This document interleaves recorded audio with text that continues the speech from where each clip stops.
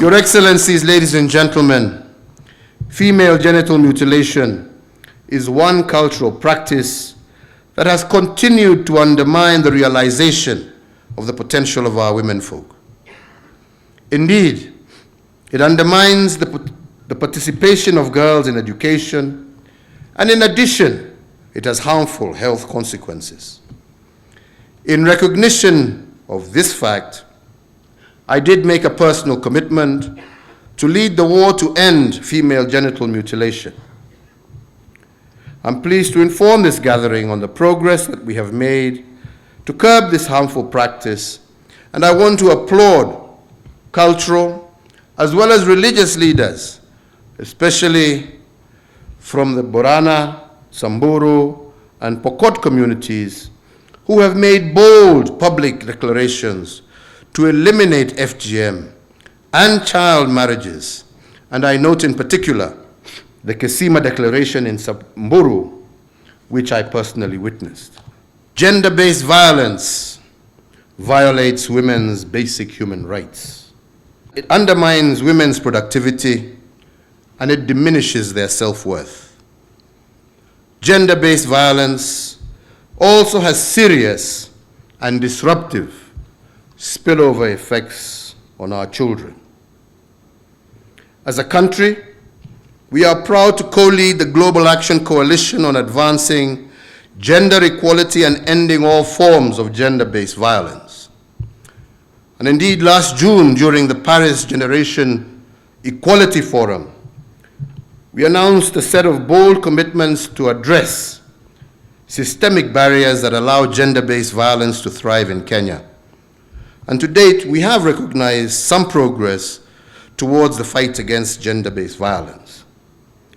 First, we have developed guidelines for the management of county gender-based violence recovery centers to ensure that survivors have access to quality essential services.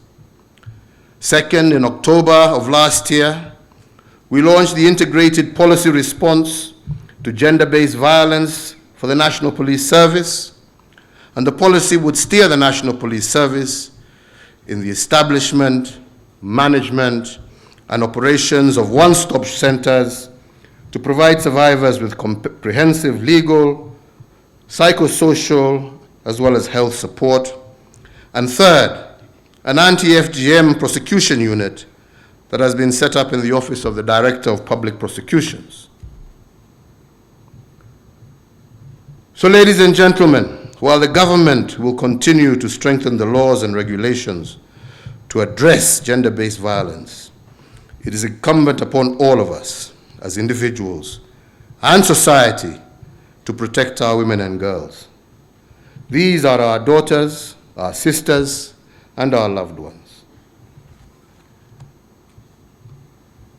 I must at this stage refer to what was referred to here, because without a doubt that was a very disheartening thing to see, and it is only one of others that have occurred across this country, we must be honest. And yesterday, I did give instructions and I have ordered a crackdown on all boda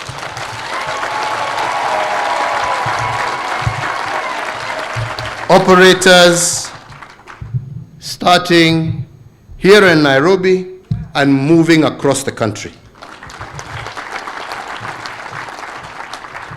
And the reason I have just chosen just to pause, just to refer to this, is because I know with this, and because we're in the silly season of politics, there are some out there who will go out and start saying the government is harassing small traders, small business people. There is nothing further from the truth. We want to see our young people succeed in their businesses. There is no government that has done more to support our young people in trying to foster their businesses. There is no government that has done what we have done to help these bodabodas in terms of reducing the price of these motorbikes. And we have seen the number and how they have flourished across the country. That was not done because we wanted to kill their business. We wanted to promote their business. We wanted to ensure that they are able to earn a decent daily wage, which is still our commitment.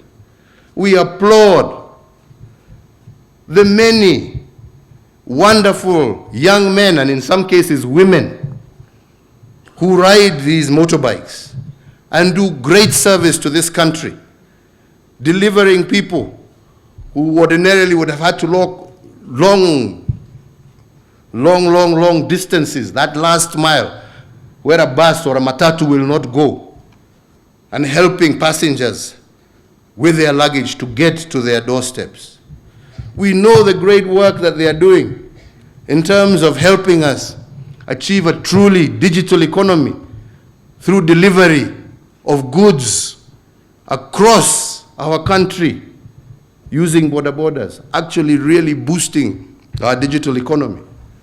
We have heard of many heroic stories of young men who have come to the rescue of women and people in distress voluntarily and returning even goods that people have left behind.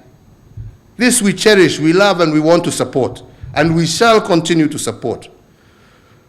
But friends, that is not a license for you and your motorbike to harass pedestrians by driving on pedestrian walkways and chasing them back off onto the road. It's not a license that allows for a boda to be used to do drive-by shootings or to break vehicles' windows and harass motorists along the road. And most definitely, it is not a license for you to strip and remove dignity from our women. No. No.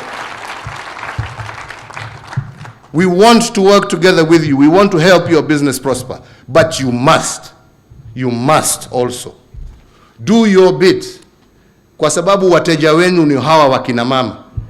Watakuwa wateja wenu kwa njia gani ikiwa nyinyi wenyewe mnawatokosea heshima vile mumewakosea? We cannot be a society that allows that. Na mimi nauliza viongozi, tafuteni hawa wabaya katikati yenu muwaondoe. We are going to re-register you all again, and we must make sure. Kwa hivyo, wale wanataka kupiga siasa, wapige siasa. Sisi tunajua tunalinda maisha na mali na haswa wakina mama wa Jamhuri ya Kenya, na tutafanya hivyo. So as I have said, I have instructed the law enforcement officers to use the instruments within the law to punish these perpetrators.